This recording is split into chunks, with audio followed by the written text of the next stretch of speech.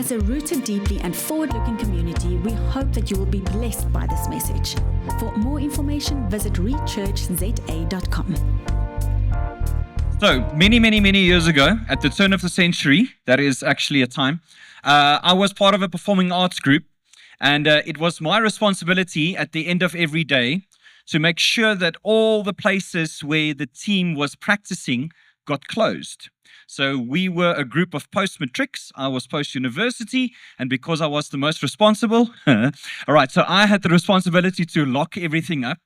And we were practicing in this massive hall. It's like a school hall times 5 or times 4. It was a massive thing, and there were props of the part of the performances we were going to have, and there were things being built, and there was costuming everywhere, and things that were just kind of the whole place full. And somehow the great engineer and architect that had designed this hall decided that the entrance to the hall where Louis had to exit was at the bottom. And the light switch was at the back. Now, as I started this, the first couple of times, I discovered things in the hall about yay high in the middle of the night. So I would go to the back, 11 o'clock at night, I would switch off the lights, and as I was turning around, I then found myself in a gauntlet of darkness that I now had to negotiate all the way to the bottom. I found new words, I found new places in my body. This is before cell phones had torches. So yes, ladies and gentlemen, there was a time where cell phones didn't have torches. It's not something that you carried around.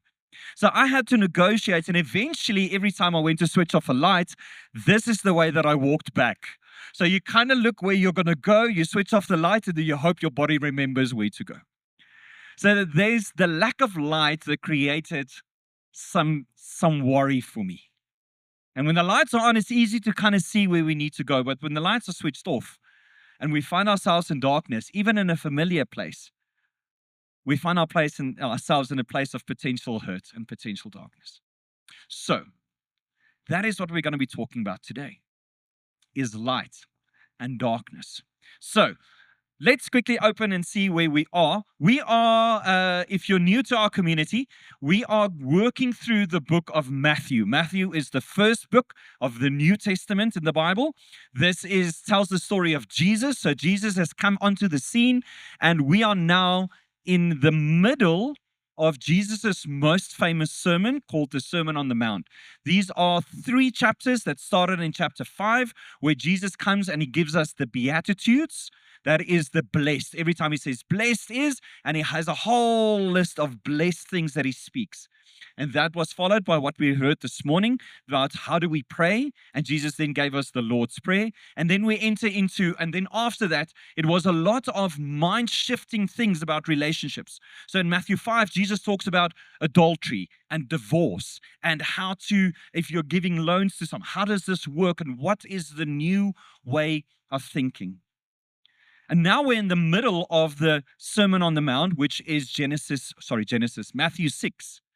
And in the past little while, we've done a lot of investigation, and Matthew 6 is all about the heart. Jesus comes and he shows us a new way of thinking about things, a new interpretation because of who Jesus is and what he's going to come do, that us as Christians looking back on this now need to recognize and realize.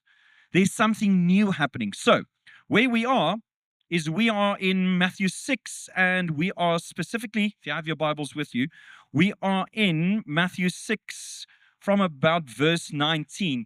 And it says treasures in heaven. And last week, Henny spoke about treasures in heaven. Speaking about where's our focus, where is the place that we're looking to invest in? What are the things that we are focusing on in this world? So, Matthew 6:19, we're going to read the whole passage, and then we're going to focus on the specific parts that we have today. So, Matthew 6:19, do not lay up for yourself treasures on earth, where moth and rust can destroy them, and where thieves can break in and steal. But lay up for yourself treasures in heaven, where neither moth nor rust can destroy it, and where thieves do not break in and steal. For where your treasure is, there your heart will be also. The lamp is the the lamp of the body is the eye, and therefore your eye is good, your whole body will be full of light. But if your eye is bad, your whole body will be full of darkness. And if therefore the light is in you is darkness, then how great is the darkness? The next verse is, no one can serve two masters, for either he will hate the one and love the other, or else he will be loyal to the one and despise the other. You cannot serve God and mammon. And I'm like, this is so cool. So in the first part, Jesus talks about treasure. And then in this third part, he talks about money and mammon. And then he talks about this light thing in the middle. Also called the optometrist verse. If you have a good light and a good eye, come to Optometry 101 and we will give you glasses. Okay. So how does this actually fit in? So Jesus was talking in a metaphor that the audience would have understood. So let's just see the picture. He's gone out. He has gone to sit on a hilltop and he's teaching his disciples as well as the masses that are there. And he's speaking to them in a Jewish culture. So when we look at the themes or the terms that he uses, specifically a good eye and a bad eye, Jesus is not necessarily referring to if you've got good eyesight, it's going to go well with you. And if you have bad eyesight, sisa for you. He's talking about something that is actually known to the Jewish community from the Old Testament. Now remember, Jesus only had the Old Testament that he was referring to. So everything that Jesus speaks on actually is referred from the Old Testament. That's why we have a whole book philosophy, a whole book theology. It's not just the New Testament, not just the first. It's a whole book. Why? Because Jesus refers to that. So when he's referring to the good eye and the bad eye, what he's actually referring to, we can find the insights for that in the Jewish words that he uses. So some research has given us the following. A good eye, ayan tovan, thank you for the pronunciation, thank you for all right, actually means if you have a sense of generosity. And we'll get into where we get this. But from a Jewish perspective, having a good eye is actually being someone that is generous. So the definition that we have is generosity, an open-handed disposition that gives freely because it trusts that there is enough. Not measured by the size of the gift, but by the absence of calculating the return. So generosity in its essence is not saying I am paying for something. It is saying I am giving. If I'm paying or I'm buying, I'm going to invite Michael to my house. Why? Because he has good steak in his freezer, and I hope that if I invite him for, soup and rusks, he will invite me for steak. So what I'm actually doing is I'm not giving, I'm transacting. And Jesus comes and he says, not if you have a transactional mindset, but if you are living generously, if you're living with an open hand, if your eyes are good, if your way of looking at the world is finding a place of generosity, then that will enlighten the whole body. The flip side of that is if we have a dark eye. And the dark eye definition that we have is stinginess. So a grasping or ungenerous disposition that withholds from others out of the fear of scarcity or love of self. Not merely having little, but guarding what you have as though giving it away would diminish you. So when we say that I have a dark heart, a dark eye, a bad eye, actually refers to I am giving, but I'm actually giving not of generosity. All right, let me show you this. So, in Proverbs 22, there is one reference that we have of the good eye, and this is where we find it in the Jewish culture. Thank you, Johan. Johan is finding it. Right. So, in Proverbs 22, verse 9. Go there. Proverbs 22, verse 9. A generous man, a man with a good eye.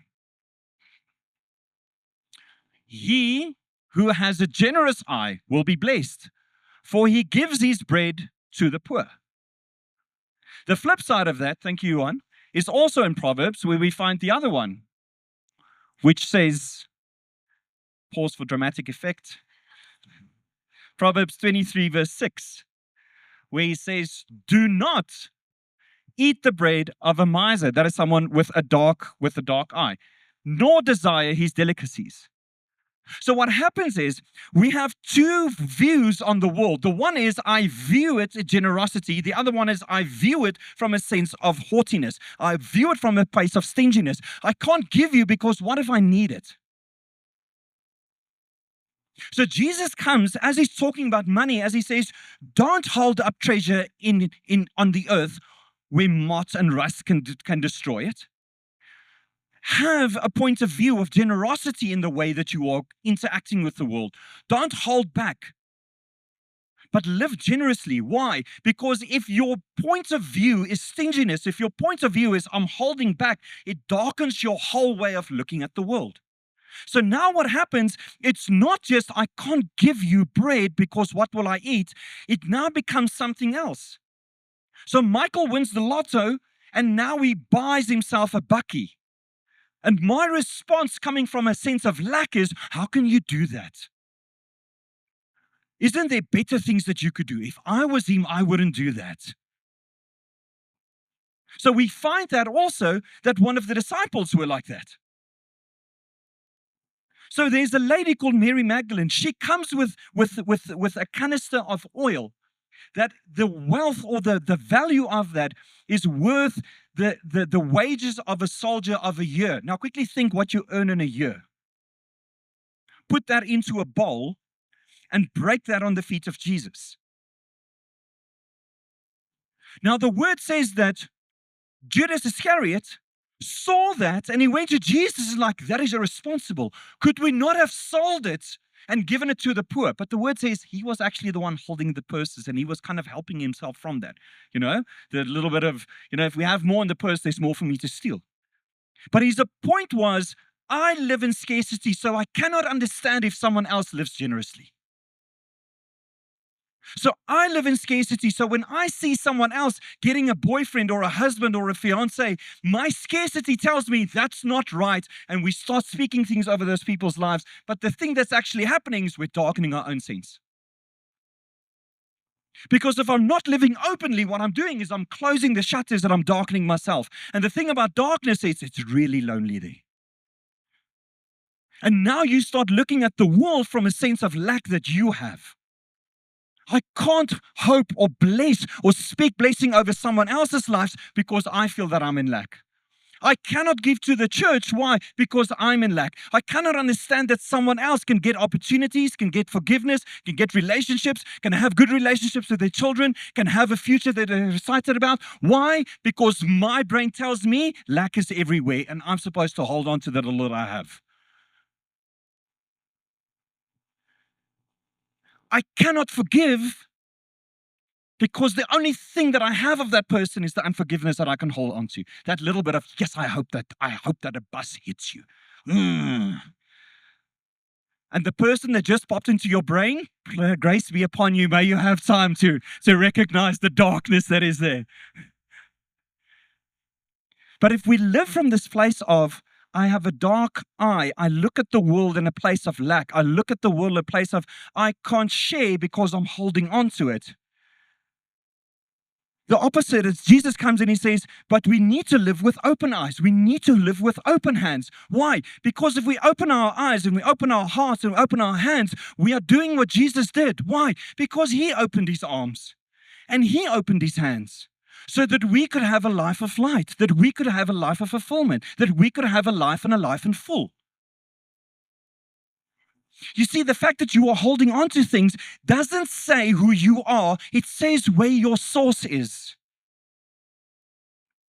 My source is what's in my bank account because that's where I find my security. And I'm going to hold on to that because if anything goes wrong, I still have my sense of security. What are we holding on to? Because that then becomes the master we are serving. So next week when we talk about the difference between serving God or serving mammon, it's not where you find your allegiance, it's where you find your source. It's the thing that you will serve because it serves you. And if that's our mindset, then our eyes are getting dark. If you're wearing dark glasses in a dark place like this, everything seems dark. If you're wearing red glasses in a place like this, everything becomes red. If you are having a mindset of lack and of not enough, that is how you will see the world. If you're wearing glasses of, I am not enough, I am inferior, I am not lovable, I am not a good dad, I am not a good this, I am not pleasable of love, if that's the mindset and the eyes that you have, then that's the way that you will see the world. And Satan will give you the evidence to prove what you believe.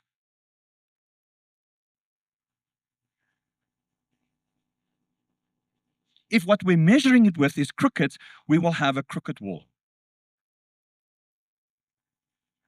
So what Jesus is inviting us to do is to say, but come to me because I have the true measure. I am the true vine. I am the truth. Bring your understanding to me and I will show you what the truth is within that situation. If we are constantly holding on to things because we think that we find security in them, may I say to you this morning, you are holding on to the wrong thing.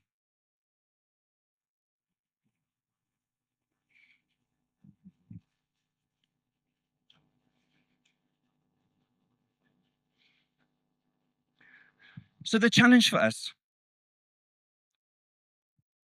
is to know that the Lord is the lamp within us, that Jesus has given us a light and a love. And the way that we express that is an expression of our love and our connection to Jesus. But when we say, I can show you mercy, but I can't give what you require of me, or it's easy for me. I have so much money. I can write checks to the church, but the friend that has hurt me, I can't give him forgiveness. There's a haughtiness there.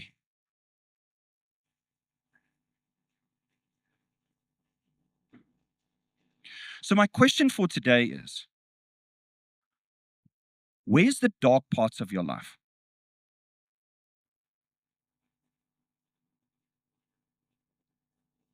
What are the things that you're holding on to that you know is not of Jesus? But one way or the other, like Sam said this morning, we convinced ourselves that that's the truth. And we live the rest of our lives out like that.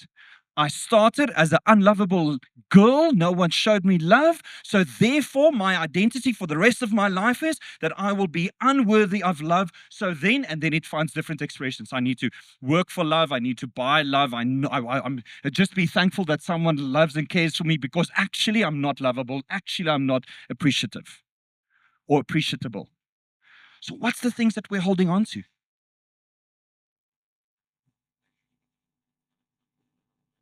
We've spoken about forgiveness so many times.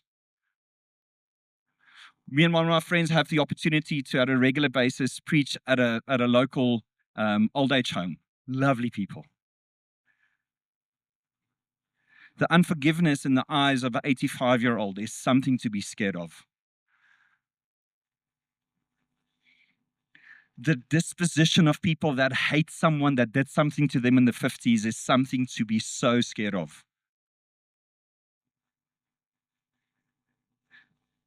Brothers and sisters, there's a piece of holding on to something that's not us to give anymore. Being generous is being able to give and to forgive. It's to give freely. Because what happens is when we start giving, the light shines out of us. When we forgive, the light starts shining out of us. We cannot be captured in the darkness anymore because the fact is we think that that's just the way that life's supposed to be. This darkness around us, it's not quite light, but there's a little light over there. Me finding my way in the darkness, we kind of make it work for what it is. But the fact is that there's a different reality that Jesus is calling us to. Please switch on the light. In the words of Disney, let it go, let it go. What are we holding on to? What is the thing that's making your eyes dark? The thing that if you think about it, there's a darkness in you that goes like, I hope he gets it. I hope I win the lotto because I want more money. I hope that, he's got a new car. Yes, I wish I could have had that car. May you have many miles. Okay? I hope that the promotion suits you well. I hope that you are happy in your marriage. I hope your children brings you joy.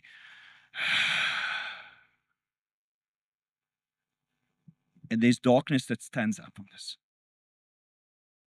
So when Jesus talks about a good eye and a bad eye, he's not just saying, do you have physically good eyes? He's talking about what is your perspective on the world?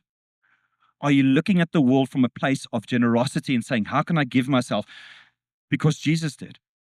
How can I give of myself? How can I forgive? Because Jesus did. Or are we stuck in a place of darkness where everything comes through this dark lens and saying, but that's not right, and that's not good, and that's not the way it's supposed to be, and how can he do that, and that person wronged me, and that person, and what starts happening is we have this narrative, this echo chamber in our minds where everything is bad and everything is about me.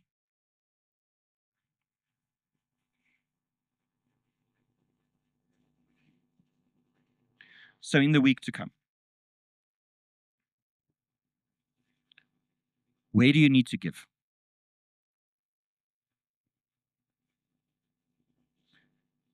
Be on the lookout for an opportunity that God will show you where you need to give without calculation.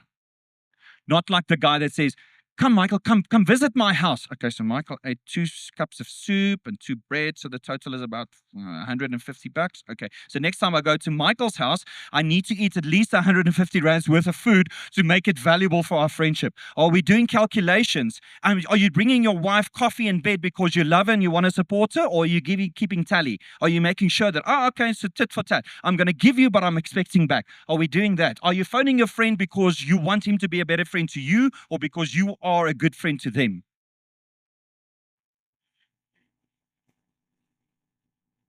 So in the week to come, look for the opportunity where God will show you where you give without calculation. And then also, where do you need to let go? What's the glasses that you need to take off today? Who's the person that you need to forgive in this day? And it might even be you, 23-year-old you that made stupid decisions. You might need to let that person go in peace as well. God is calling us to a higher place of enlightenment, and it's not like an airy-fairy word. He's calling us closer to the light, and what happens to the light is as we come closer to the light, the darkness dissipates. May you be called closer to the Lord in this day. And as things come to the fore, things will jump out that we need to bring to the Lord and say, Lord, thank you so much for your grace. I recognize that I still am holding on to this. I have not submitted this to you. I'm still stingy with my forgiveness. I'm stingy with my praise. I'm stingy with my word of correction. I'm stingy with my word of praise. I'm stingy with saying thank you. I'm stingy with giving hugs. I'm stingy with my attention. I'm stingy with whatever I'm holding on to because it makes me feel important or safe.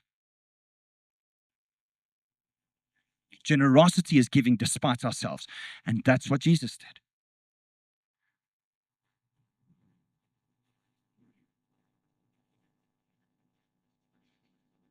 May your eyes be open in this week to come.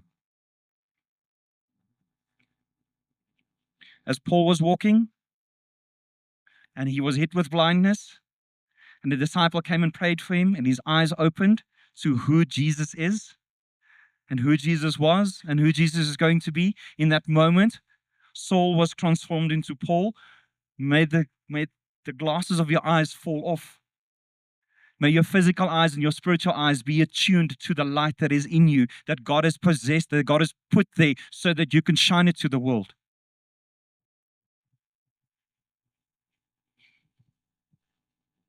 May you have the courage to do what needs to be done. And know that the Holy Spirit is there with you. Let's pray.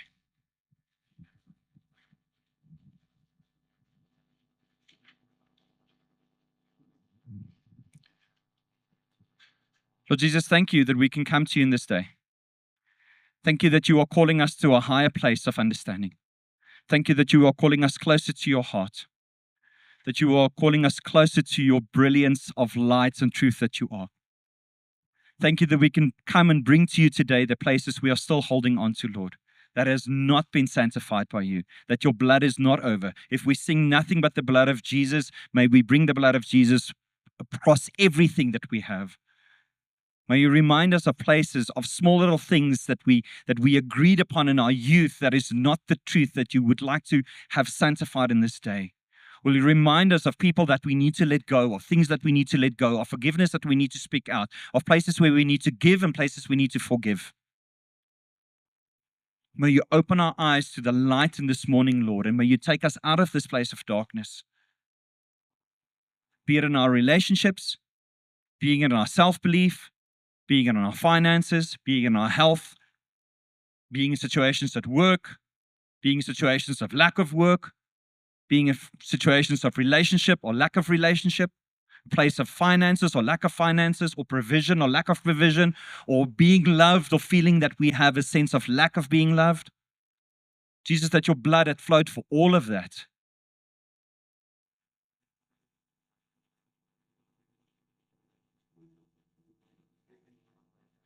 Thank you, Jesus, that you are enough.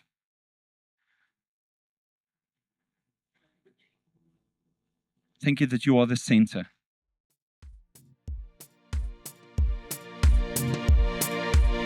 Thank you for taking the time to listen, and we hope you've been blessed. For more information, visit rechurchza.com.